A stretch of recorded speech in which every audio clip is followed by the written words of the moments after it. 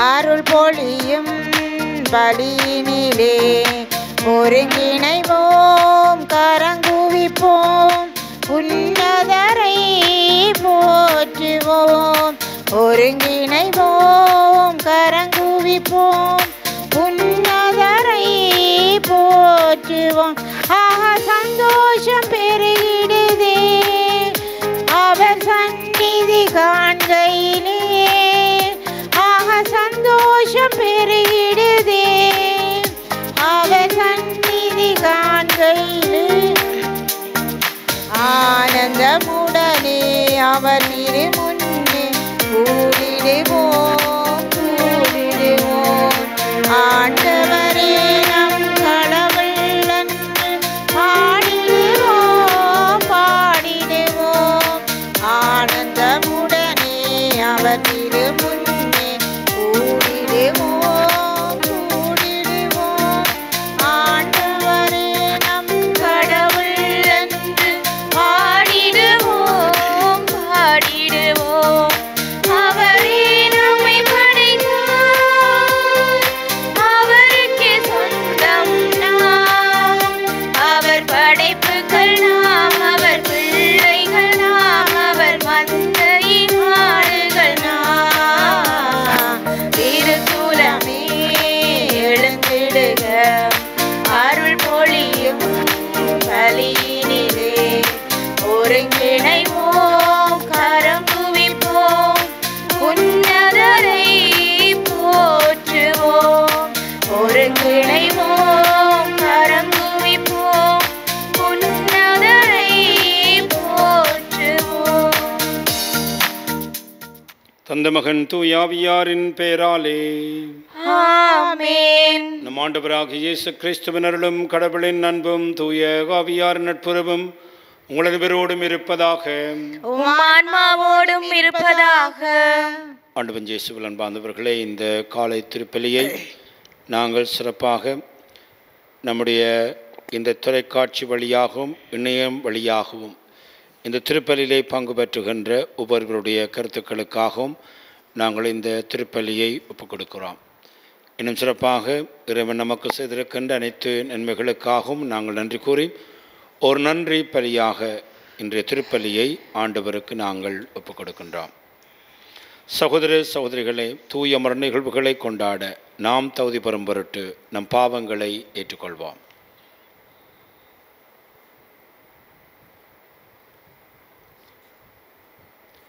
எல்லாம் வல்ல இறைவனிடமும் சகோதர சகோதரிகளே உங்களிடமும் நான் பாவியனை ஏற்றுக்கொள்ளுகின்றேன்.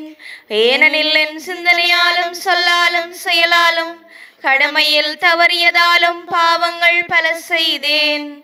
என் பாவமே என் பாவமே என் பெரும் பாவமே. ஆகையால் எப்போதும் கன்னியான புனித மரியாவையும் வானதூதர் புனிதர் அனைவரையும் சகோதர சகோதரிகளே உங்களையும் நம் இறைவனாகிய ஆண்டவரிடம் எனக்காக வேண்டிக் கொள்ள மன்றாடுகின்றேன். எல்லாம் வல்ல இறைவன் நம் மீது இரக்கம் வைத்து நம்முடைய பாவங்களை மன்னித்து நம் அனைவரையும் நிலை வாழ்வுக்கு அழைத்து செல்வாராக. ஆமென். ஆண்டவரே இரக்கமாயிரும். ஆண்டவரே இரக்கமாயிரும். கிறிஸ்துவே இரக்கமாயிரும். கிறிஸ்துவே இரக்கமாயிரும். ஆண்டவரே இரக்கமாயிரும். ஆண்டவரே இரக்கமாயிரும். மன்றாடுவோமாக. என்றென்றுமுள்ள எல்லாம் வல்ல இறைவாம், எங்களின் நம்பிக்கை, எதிர்நோக்கு, அன்பு ஆகியவை வளர செய்தருளும்.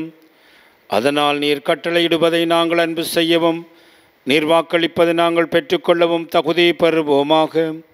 உம்மோடு தூய ஆவியார் ஒன்றி பிளறிவனாய் என்றென்றும் வாழ்ந்து ஆட்சி புரிகின்ற உமது மகனும் எங்கள் ஆண்டவருமாகிய கிறிஸ்து வழியாக உம்மை மன்றாடுகின்றோம். ஆமென். கடவுளின் பிள்ளைகளுக்குரிய மனப்பான்மையை பெற்றுக்கொண்டீர்கள். அதனால் நாம் அப்பா தந்தையே என அழைக்கின்றோம். திருத்தூதர் பவுல் ரோமியருக்கு எழுதிய திருமுகத்திலிருந்து வாசகம்.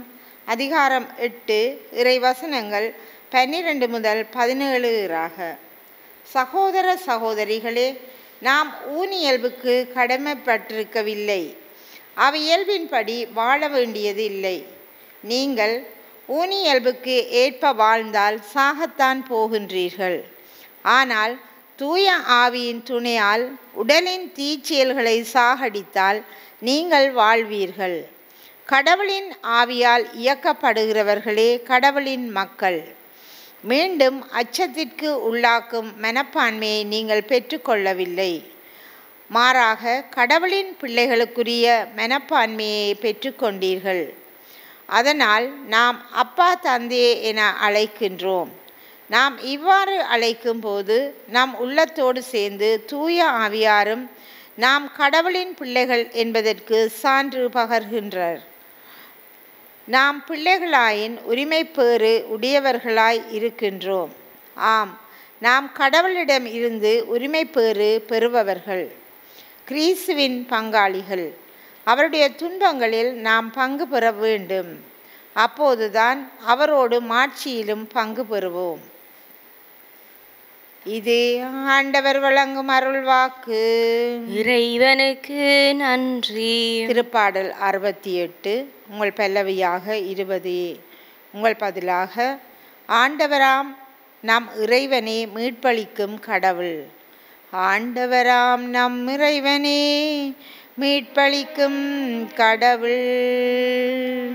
ஆண்டவராம் நம் இறைவனே மீட்பளிக்கும் கடவுள். கடவுள் எழுந்தருள்வார், அவருடைய எதிரிகள் சிதறடிக்கப்படுவார்கள். அவரை வெறுப்போர் அவர் முன்னிலை நின்று ஓடிப்போவர். நேர்மையாளரோ மகிழ்ச்சி அடைவர். கடவுள் முன்னிலையில் ஆர்ப்பரிப்பர், மகிழ்ந்து கொண்டாடுவர். ஆண்டவராம் நம் இறைவனே மீட்பளிக்கும் கடவுள். திக்கற்ற பிள்ளைகளுக்கு தந்தையாகவும் கணவனை இழந்தாளின் காப்பாளராகவும் இருப்பவர். தூயகத்தில் உறையும் கடவுள். தனித்திருப்போருக்கு கடவுள் உறைவிடம் அமைத்து தருகின்றார்.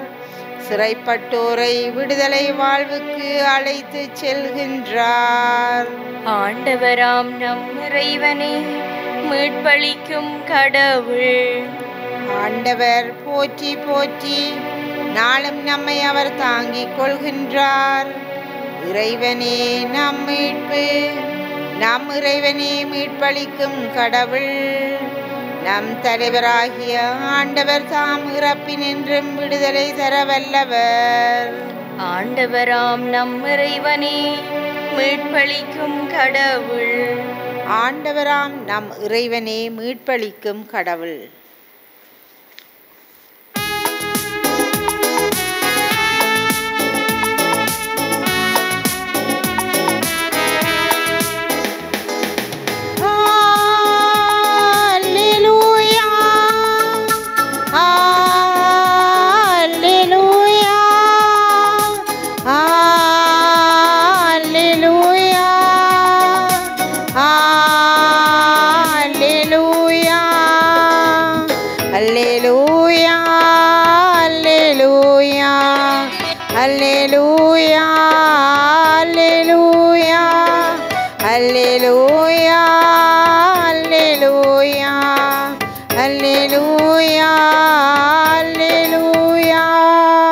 ஆண்டவரே, உமது வார்த்தையே உண்மை.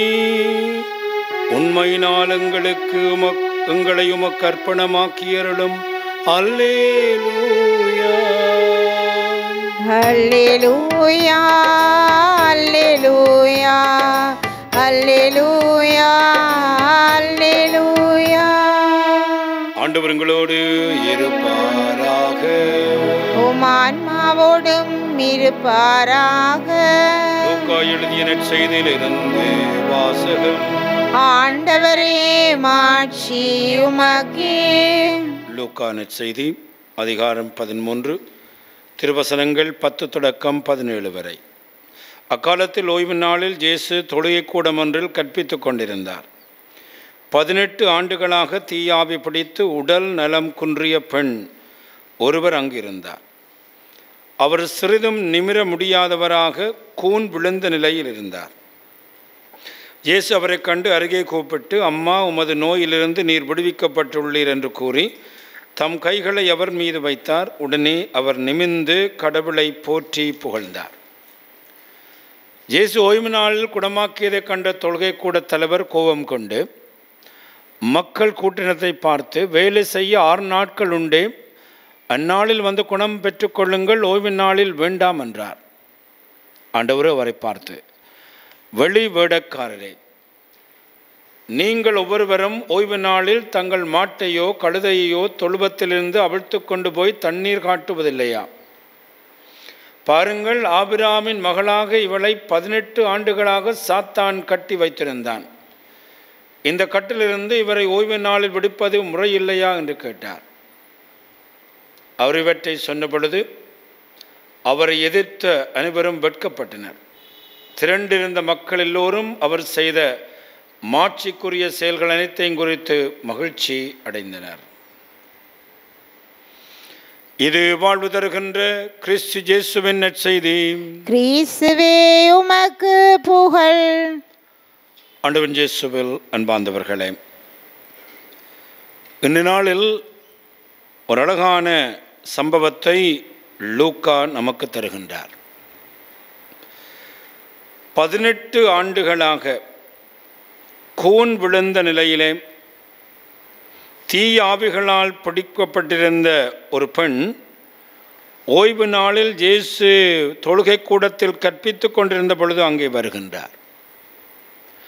18 ஆண்டுகளாக அவர் கூன் விழுந்திருந்தார், நிமிர முடியாதவராக இருந்தார். நாங்கள் சிந்தித்து பார்க்க வேண்டும், அவ்வளவு ஒரு வேதனையை இந்த பெண் அனுபவித்திருப்பார்.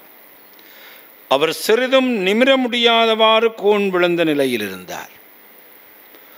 1 மணித்தியாலும் 2 மணித்தியாலும் நாங்கள் நிமிர முடியாமல் இருக்கிற பொழுது வருகின்ற வேதனைகளை நாங்கள் சிந்தித்து பார்க்க முடியும்.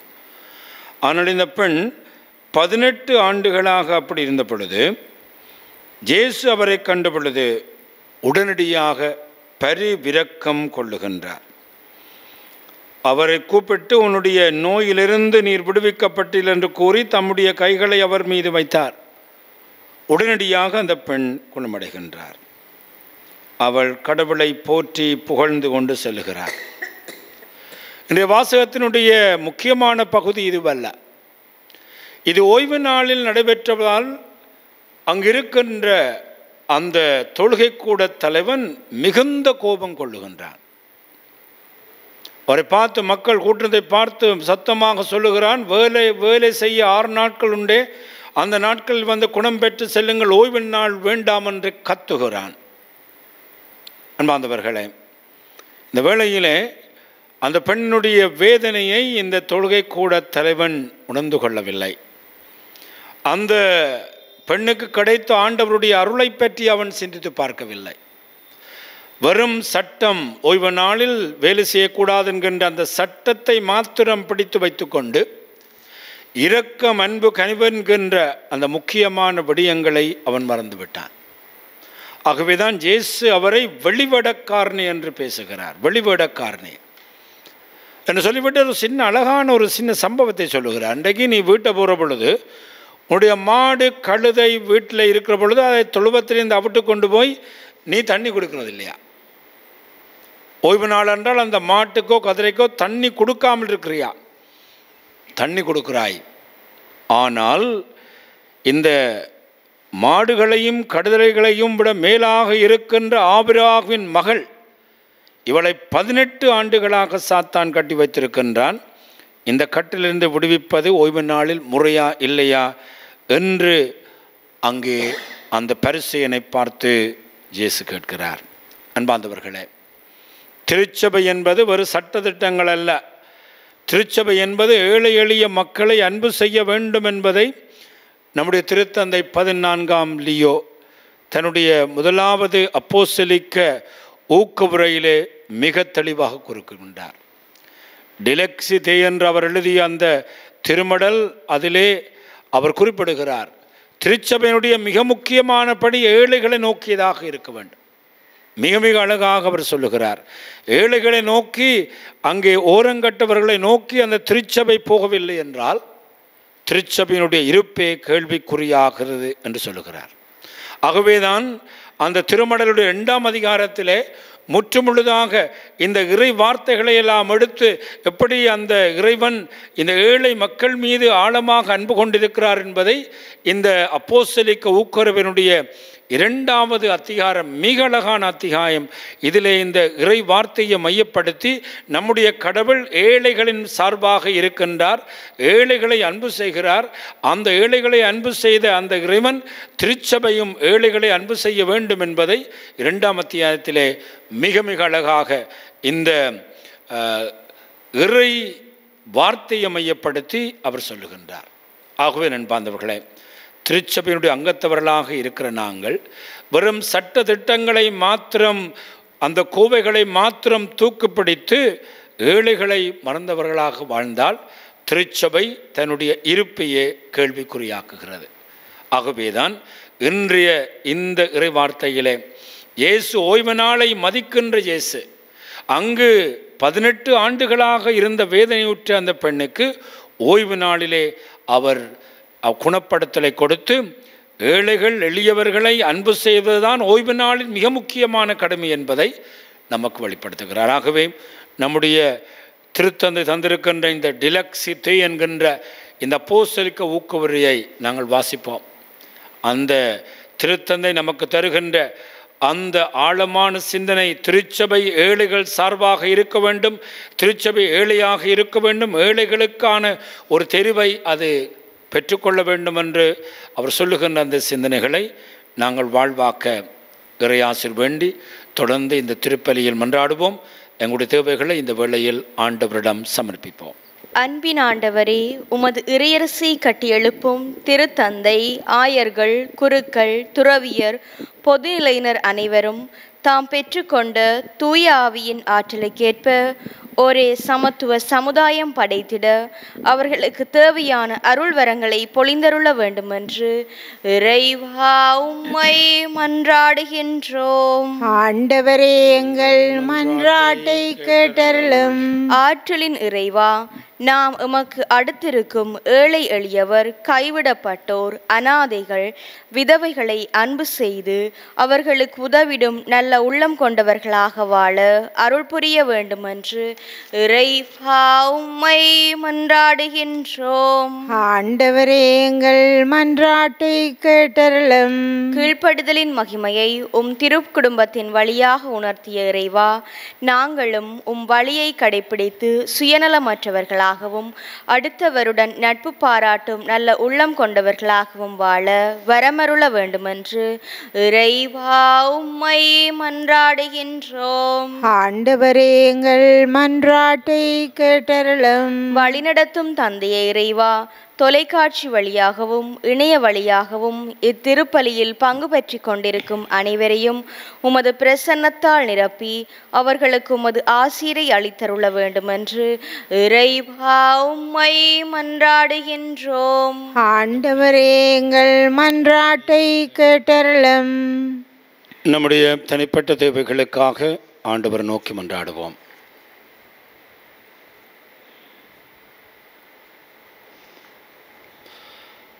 எங்கள் அன்பு தந்தை இறைவா, நீர் நமக்கு தந்திருக்கின்ற இந்த இறைவார்த்தைக்காக நாங்கள் உமக்கு நன்றி கூறுகிறோம். நிர்வாழ்ந்த காலத்திலே ஏழைகள் மட்டிலே ஒரு விருப்ப தெரிவை நீர் தெரிந்து அந்த ஏழைகளோடு ஏழைகளாக வாழ்ந்த உம்முடைய அந்த ஆழமான பரிவிரக்கத்திற்காக நாங்கள் நன்றி கூறுகிறோம். அந்த வகையில் நீர் நமக்கு தந்திருக்கின்ற திருத்தந்தை பிரான்சிஸ், இப்பொழுது நமக்கு நீர் தந்திருக்கின்ற திருத்தந்தை 14ஆம் லியோ என்பவருடைய ஏழைகளுடைய அந்த விருப்ப தீர்வுக்காக உமக்கு நாங்கள் நன்றி கூறுகின்றோம். திருச்சபை தொடர்ந்தும் ஏழைகளை அரவணைத்து ஏழைகளோடு வாழுகின்ற ஏழை திருச்சபையாக தொடர்ந்து வாழ நீரே துணை புரிய வேண்டுமென்று எங்கள் ஆண்டவராகிய கிறிஸ்து வழியாக மன்றாடுகின்றோம். ஆமென்.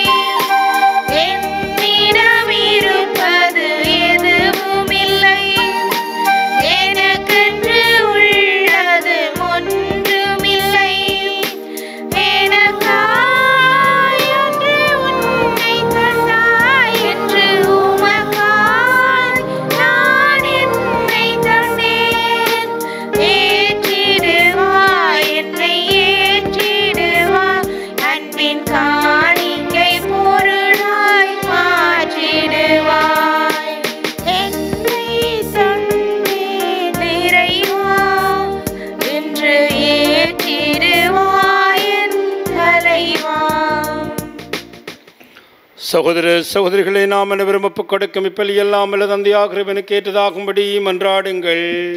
ஆண்டவர் தமது பெயரின் புகழ்ச்சிக்காகவும் மாட்சிக்காகவும் நமது நன்மைக்காகவும் புனித திருவை அனைத்தின் நலனுக்காகவும் உமது கையிலிருந்து பலியை ஏற்றுக்கொள்வாராக.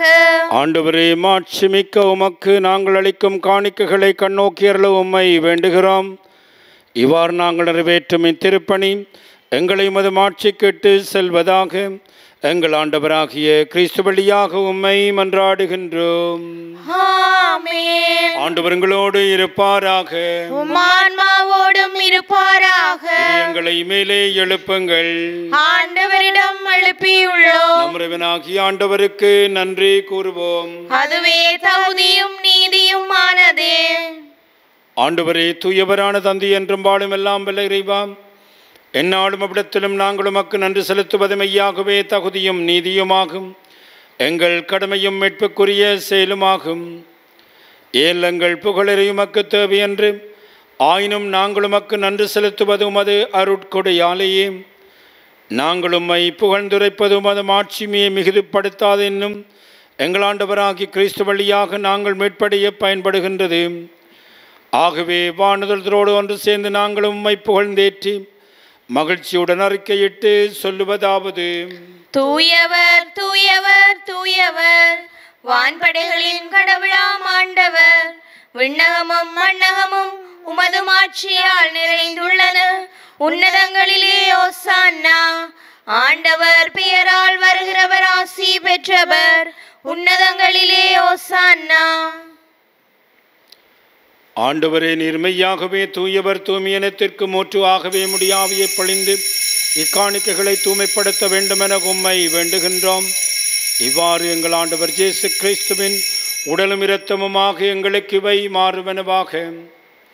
அவர் பாடுபட உளம் கனிந்து தம்மை கையளித்த பொழுது அப்பத்தை எடுத்து நன்றி செலுத்தி அதை பெற்று தம் சீடர்களுக்கு அளித்து அவர் கூறியதாவது: அனைவரும் இதிலிருந்து பெற்று உண்ணுங்கள், ஏனெனில் இது உங்களுக்காக கையளிக்கப்படும் என் உடல்.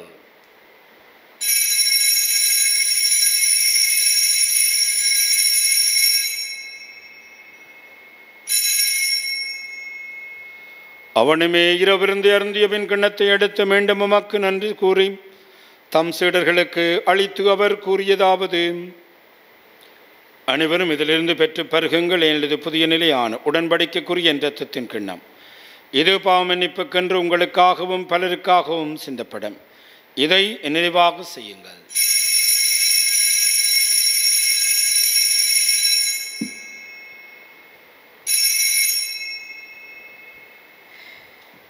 நம்பிக்கையின் மறைபொருள். ஆண்டவரே, நீர் வருமளவும் உமது இறப்பினை அறிக்கையிடுகின்றோம், உமது உயிர்ப்பினையும் எடுத்துரைக்கின்றோம். ஆகவே ஆண்டவரே, நாங்கள் கிறிஸ்துவின் இறப்பையும் உயிர்ப்பை நினைவு கூர்ந்து வாழ்வு தருமப்பத்தையும் மீட்பளிக்கும் கிண்ணத்தையும் ஒப்புக் கொடுக்கிறோம். உம் திருமணன்று ஊழியம் புரிய தகுந்தவரென எங்களை ஏற்றுக்கொண்டீர். எனவே உமக்கு நன்றி செலுத்துகின்றோம். மேலும் கிறிஸ்துவின் இரத்தத்திலும் பங்கு கொள்ளும் எங்களை தூய ஆவியார் ஒன்று சேர்க்க வேண்டுமென உம்மை தாழ்மையுடன் மன்றாடுகிறோம்.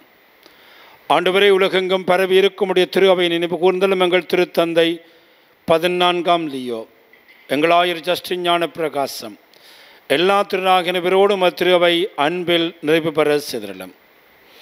மேலும் உயிர்த்தலும் எதிர்நோக்குடன் தொழில் கொள்ளும் எங்கள் சகோதர சகோதரிகளையும் இறந்தவர்கள் அனைவரையும் இரக்கத்து நினைவு கூர்ந்து திருமுகோழியினுள் ஏற்றலும். எங்கள் அனைவர் மீதும் இரக்கமாயிரும். கடவுளின் கன்னித்தாயான புனித மரியாள், அவருடைய கணவரான புனித ஜோசப், புனித திருத்தூதர்கள், இவ்வுலகிலும் உகந்தவராய் இருந்த புனிதராக அனைவருடன் நாங்கள் இலைவாழ்வில் பங்கு கொள்ளும் தகுதி பெற்று உம் திருமகன் இயேசு கிறிஸ்து வழியாக உம்மை புகழ்ந்தேற்றும் வரமரள உம்மை மன்றாடுகிறோம்.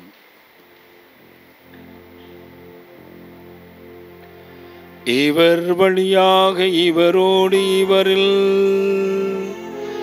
எல்லாம் வல்ல இறைவனாகிய தந்தையே, தூய ஆவியாரின் ஒன்றிப்பில் எல்லா புகழும் ஆட்சியும் என்றென்று உமக்கு உரியதே.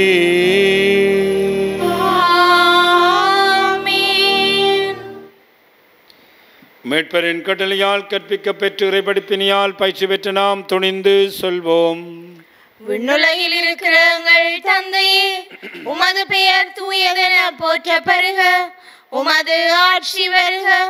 உமது திருவுளம் விண்ணுலகில் நிறைவேறுவது போல மண்ணுலகிலும் நிறைவேறுக. எங்கள் அன்றாட உணவை இன்று எங்களுக்கு தாரும். எங்களுக்கு எதிராக குற்றம் செய்வோரை நாங்கள் மன்னிப்பது போல எங்கள் குற்றங்களை மன்னியும்.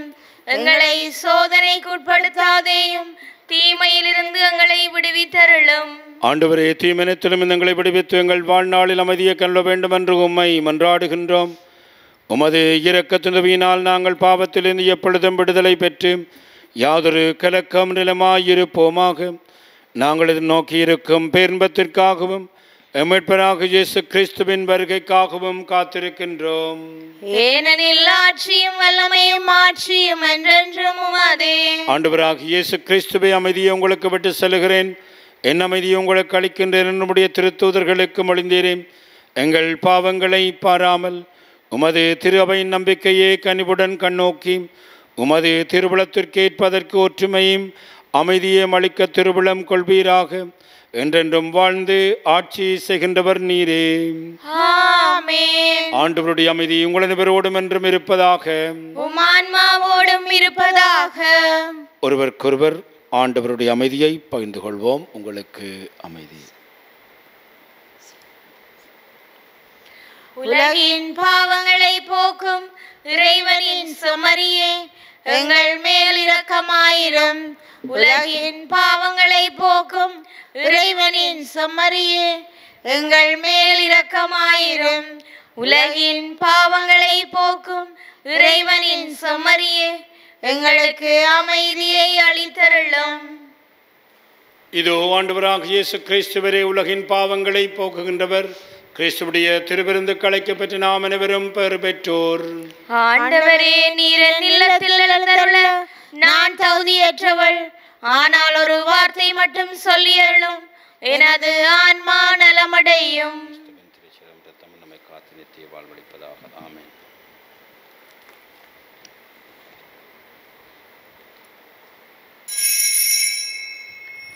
நற்கருணை ஆன்மீக ஜெபம். நற்கருணையில் உயிருடலாக வீற்றிருக்கும் ஆண்டவராகிய இயேசுவே, இத்தருணத்தில் அருட்சாதன வடிவில் உம்மை பெற்றுக்கொள்ள இயலாததால் நான் உம்மை ஆன்மீக ரீதியில் பெற்றுக்கொள்ள மிகுந்த ஆசையாயிருக்கின்றேன். ஆண்டவராகிய இயேசுவே, என் உள்ளத்தில் எழுந்தருளி வாரும். ஆமென்.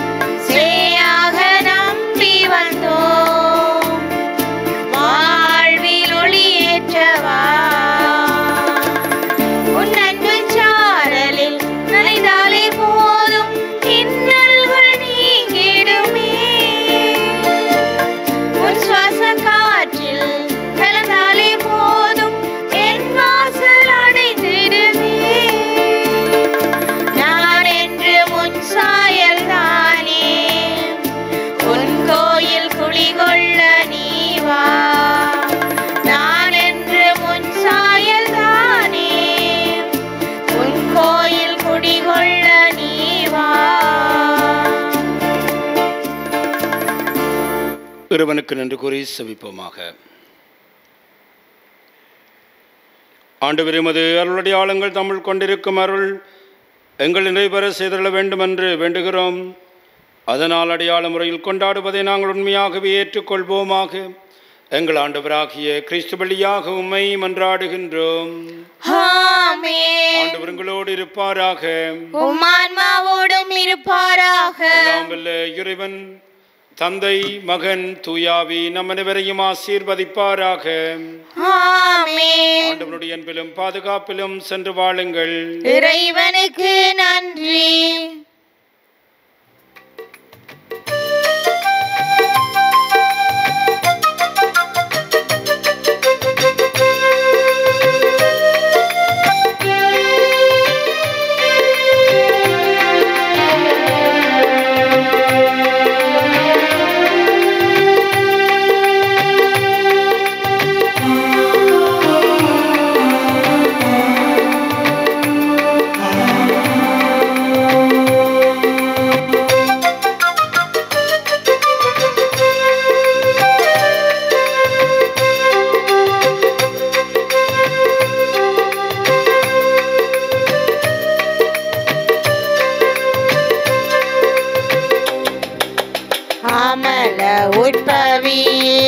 அருள் நிறை தாயே வாழ்க வாழ்க. மாசரு கன்னியே மாபரன் தாயே வாழ்க வாழ்க. வாழ்க தாயே வாழ்க நீயே வாழ்க வாழியவே. அன்னையே வாழ்க அமளியே வாழ்க வாழ்க வாழியவே. மாமரியே மாதவளே வாழ்க வாழ்க. மாந்தர்களை காப்பவளே வாழ்க வாழ்க. மனமகிழ்ந்து பாடிடுவோம் வாழ்க வாழ்க. தினம் நினைந்து பாடிடுவோம் வாழ்க வாழ்க. அமல உத்பவியே அருள் நிறை தாயே வாழ்க வாழ்க. மாசரு கன்னியே மாபரன் தாயே வாழ்க வாழ்க.